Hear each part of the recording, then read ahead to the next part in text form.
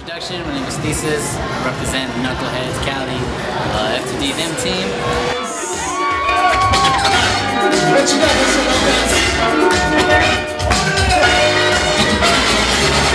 I'm running more.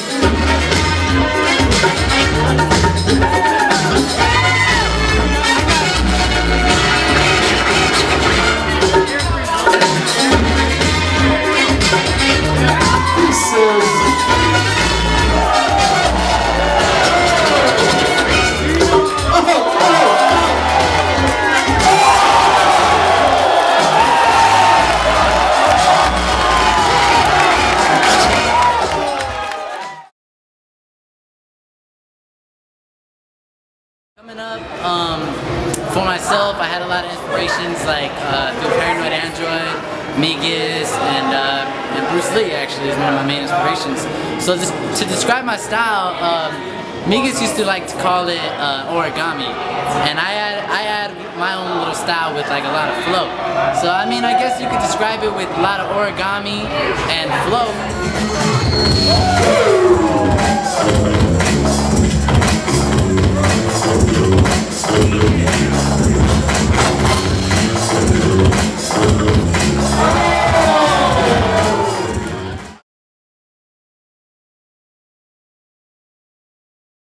You know, in the 80s, in the 70s, and the 80s, it was like, it was all for the love. It was before there was competitions going on, and it was all just people just wanting to get down just for fun and just for love. There was a lot more all styles dancers, fucking poppers and shit, and like b-boys, you know, and they were all coming out hard, you know. But it was more about like hip hop, you know what I mean? It was more about like everyone getting together as a community into what we do instead of just how we use it, you know what I mean? And I feel like the media in this time of age grabs it, takes it, presents it, but presents it wrong, and doesn't really show the true colors of our art. You know what I mean? They kind of take it as a sport, and they look at us as athletes instead of artists.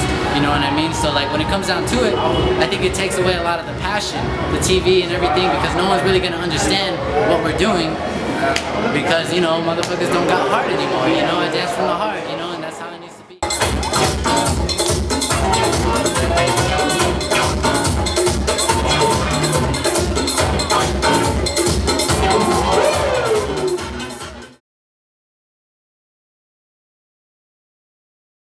Well, you know, like BC1 is like one of the main battles that every single b-boy that has this like strong passion to what we do, I think, you know, that's the first battle that they ever want to go to, or that's their main goal, you know, and I got chosen to do it twice, and I'm really fortunate about it, you know, because, I mean, to be honest, I feel like I learned a lot from it, you know, regardless what the results were. Like the first one, I battled Lilu in the second round, and I totally thought I beat him, but when it comes down to it, it's like, that doesn't really matter, you know, because like I was telling you about the media, you know what I mean, that's exactly what it is. It's a big show. You know, it's not really a battle.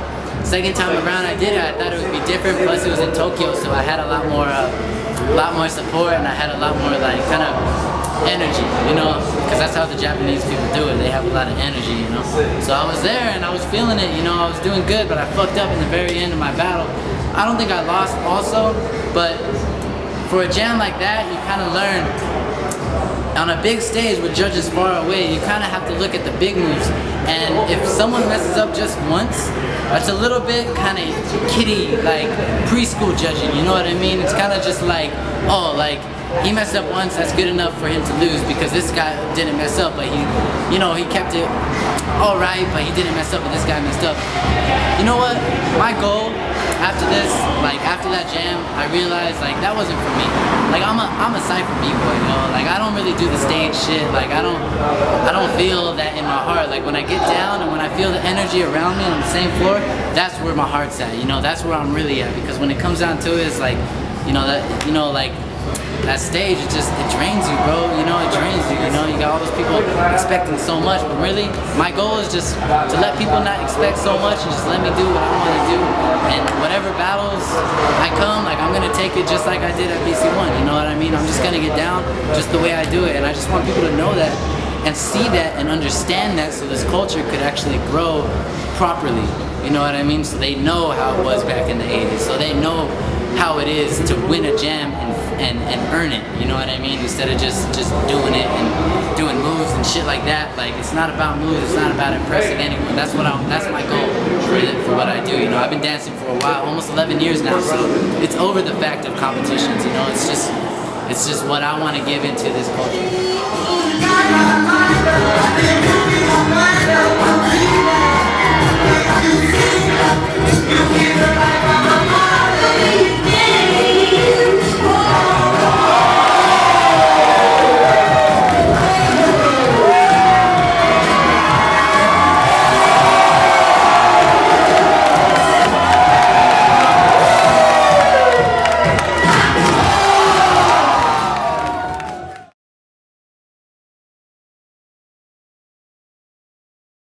When it comes down to it, you know, everyone has their inspirations, you know, and you see your inspiration and you grab it and you're just like, damn, like I want to be like him, I want to be like her or whatever, you know what I mean? And when it comes down to it, it's like, you know, you could have your inspirations, but don't be like him or her, you know what I mean?